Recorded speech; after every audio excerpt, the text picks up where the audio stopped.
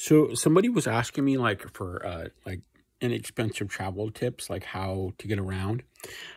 Like if you're traveling to Asia, my first tip is that you go through Zip Airlines to Japan.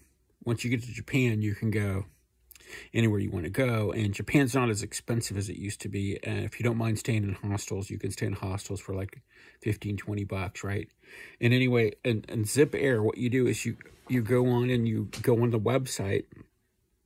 If you have, say you have like any time in the next few weeks you want to go, you look at the prices where it's the cheapest. So it's easier if you have like an open schedule, you know. If you can only like just book, you know, a week or two, like a couple weeks, like, and you only have this vacation time, I guess it's harder to, you know.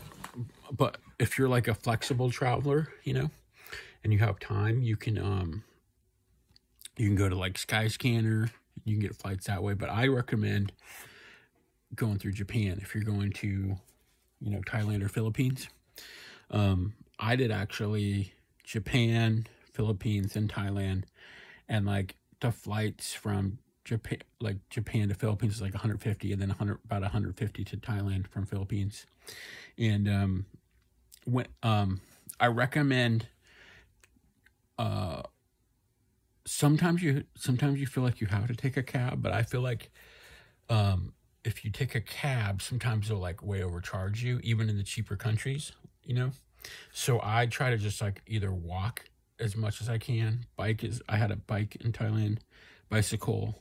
I didn't actually rent a motorbike. I just used a bicycle, or I go on foot a lot, or even use the buses, you know, or like those, like on Phuket they had those like almost like a big long truck where you sit in.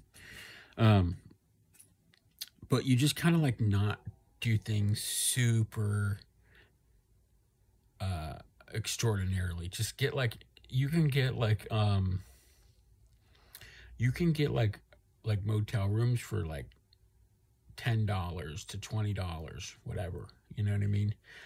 But if you need like the swimming pool and the, you know, the super sweet, I mean, for me, the places that were $20 were good enough. And also it's like, you're not planning to stay in your hotel room all day and just chill anyway. So why do you need a super nice place, right? So, the other thing is like, for me, I was kind of like on a weight loss journey. So I wasn't super like, oh, I got to go out to eat every day, right? So I was eating a lot of fruit from the fruit stands. When we were in Chiang Rai, we would go on our bike ride and we would get like watermelon, mango, maybe spend like a few bucks on a bunch of fruit. And then like when we get back after biking all day, we go to 7-Eleven, get like a few rices in a little bowl. Those are like, you know, like, I don't even think they were a whole buck each, right? You get a few of those, just get a bunch of soy sauce, put it on, right? It tastes delicious. Just when you're hungry and you just have a bunch of rice, it's just great. I was trying not to eat a lot of meat and stuff like that. I was trying to do the whole durian rider, Kempner rice diet, right? So I was not doing like meat. I was not doing dairy. I'm not 100%. I'm trying to do as much as I can, but I can't say I'm 100% yet. But anyway, but in Thailand, most of the time I was not doing like meat and stuff like that. You know, maybe once in a while, I don't know, I'd have like a bite of something, but it was not very often. And yeah, dude, it's like, it's you know, I took some bus rides, like we went from I actually went from Phuket when I was traveling with a friend, and then I wanted to go alone, and I went Phuket to Krabi, and then I met up with my brother. We would spend some money on like kung fu lessons, or like kickboxing lessons, stuff like that. That's like I spent more money on stuff like kickboxing lessons than I did on, you know.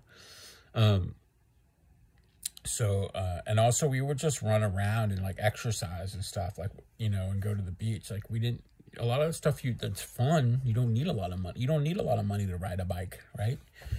I mean, I did spend some money on buying a bike that was kind of shitty, and then I had to fix it a few times, and then I got a better bike. So what I recommend is, if you're gonna be there for a little while, get a bike that's like not expensive, but just like not totally shitty either. Like the first bike that I got that was totally shitty was probably about $90, but I got a good bike that was about $130, you know? So sometimes you just have to spend a little bit more and you can get a decent bike. And that's not like a racing bike or anything, but it's good enough to like just ride the hell out of it, right? So, and then I actually also, if you get a semi-decent bike, you could sell it back when you're done. I sold my bike to a lady in Chiang Rai who has a bike shop. I got about like half of what I paid for it, but that's like no big deal, right? I mean, I'm not going to bring it back with me, right? So, and the other thing is like, don't pack too heavy, because if you pack too heavy, then when you're traveling around and you don't have a hotel, you're more desperate to get I just got to get a hotel. I'm so tired. I got all this shit on my back, right? But if you just have like a backpack and you're not all desperate, you don't have to, you can hold out till you find something that's, you know, a good price or whatever, you know. That's if you're like walking around and you didn't book something in Agoda. Because sometimes, you know, there's times like where I'd be walking around, oh, what's this place, you know? Like actually one time I even booked a place on Agoda when we came into Chiang Rai, but then I saw this other place and I'm like, this looks cool, let's go here instead. So for that one day, that person got that money, but it was just not that much money. And I just felt like I felt the energy of this place. I wanted to stay there. We ended up staying there for 2 months at this one place. And me and my brother each had our own rooms, and it was like $10 each, you know? So like that was a good deal, you know? So, you know, I basically paid like $300 a month. And, you know, some people would say, oh, you don't have to pay that much for an apartment. But for me, I like the freedom of kind of paying day by day, you know, and just like in case we decide we want to go somewhere else or something like that. I like to keep my options open. You know, some people like to do the whole like lease and, you know, oh, I'm going to be here for the month. I like to go, maybe week by week is good, actually. I didn't do that, though. We would just, every morning, just pay. Oh, they'd be, oh, another day, you know, just pay one more day, you know. And then, like, you know, to do the visa, I had to do the visa a couple times because I was there 4 months. So I had to do the visa after 1 month. I think it was, I don't know, maybe $50 or something. I don't remember exactly, but the first time I had to do my visa, I was in Krabi. And Krabi has the best visa office in all of Thailand. It took like 10 minutes to get everything done there. The second time, let me think. Second time I went was New Year's. Me and my brother went to Laos, and we got a stamp coming back. And then the third time I had to get my visa stamp was in Chiang Rai at like a mall, couple miles from where we were staying. Got that, and then the guy was like saying, I don't know how many more times you can go back. You know what I mean? So I was like, okay, I think we're just going to go back to Japan after this. And so then we just, you know, it's so funny because we kept meaning to leave because like it was starting to be burning season. That's what my song Burning Season is all about. It's like, but we just kept riding our bike every day and just like, it's so cool here. Even though it's burning season, we just keep on staying here longer. But then finally, we got a ticket to Osaka. And so we had like another week. And so like the last few days we were in Chiang Mai and just flew out of Chiang Mai to Osaka. And in Osaka, we actually stayed at a place, it was like supposedly the slums or whatever, but it was like a really cool little spot, and it was like $20 a night. You know what I mean? It might have been a little more on the weekends, but like it wasn't that expensive in Japan. We used to go to this little vegetarian restaurant. Probably cost us like $5, $6, $7, $8 for a meal. You know, and also Japan has really good 7-Elevens. Like you can go to 7-Eleven, get like really good sandwiches. It's not as expensive as it used to be in Japan. You know, that's something that I need to stress. You can really hang out in Japan and not totally break the bank. I mean, it's not quite as cheap as Thailand, but it's a cool experience for what you get. I feel like Japan is totally worth it now. I didn't go for a long time because I felt like it was supposedly one of the most expensive places in the world.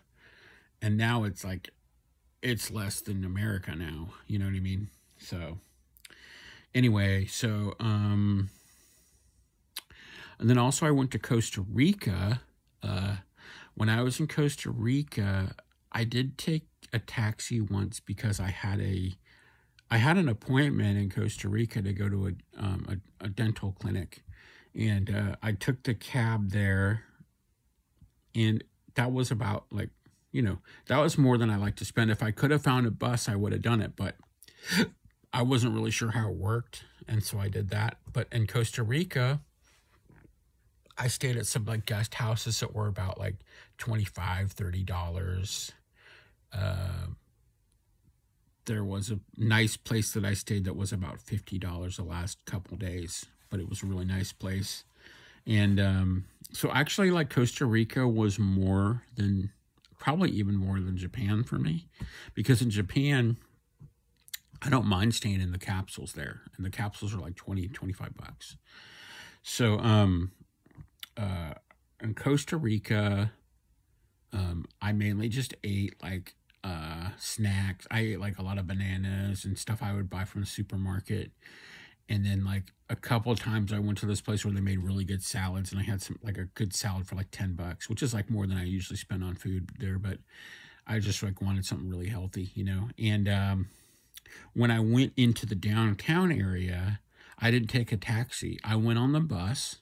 The buses there are fine. You don't have to take a taxi everywhere, right? Because sometimes when you take a taxi, you run the risk of being overcharged.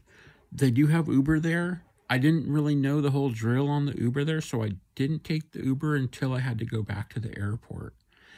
But anyway, coming back from downtown, I jogged part of the way, and I didn't know if I was jogging through some parts that weren't so great or whatever. But then I got on a bus, and you know, just I overrode the bus a little bit, so I had to backtrack on foot. But at least I was getting my steps in.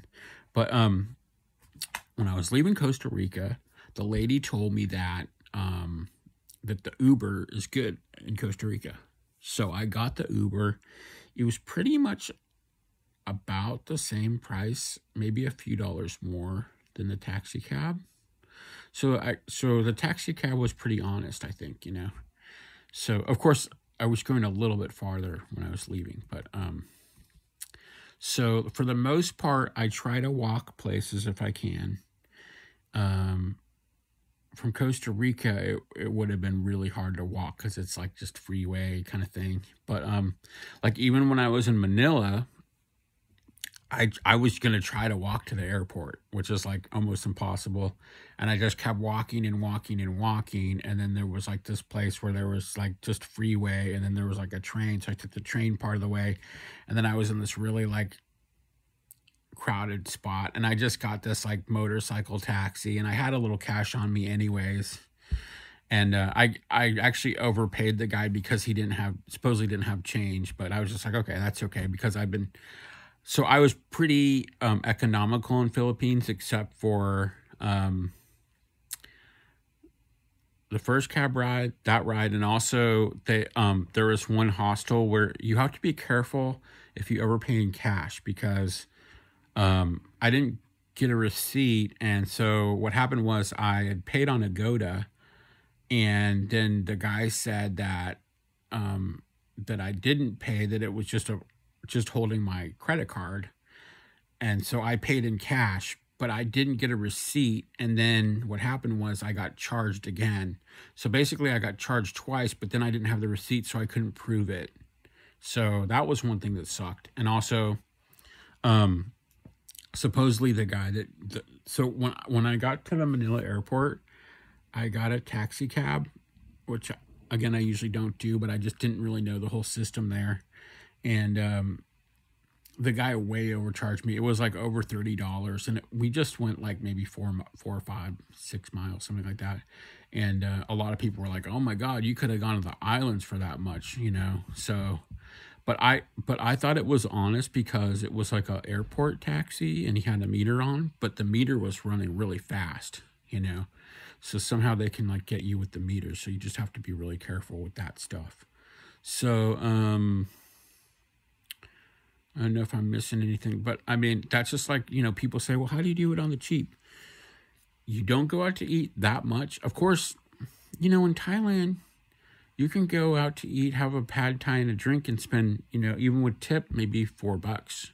So it's not that unaffordable, but I'm just saying if you really want to stretch your money out, you can just get a lot of fruit and a lot of rice. Also, if you're on the kind of like, you're trying to do the health food thing, which I put on a few pounds on since I've gotten back, so it's hard to tell, but I actually did lose a few pounds when I was there. So I need to get back to what I was doing.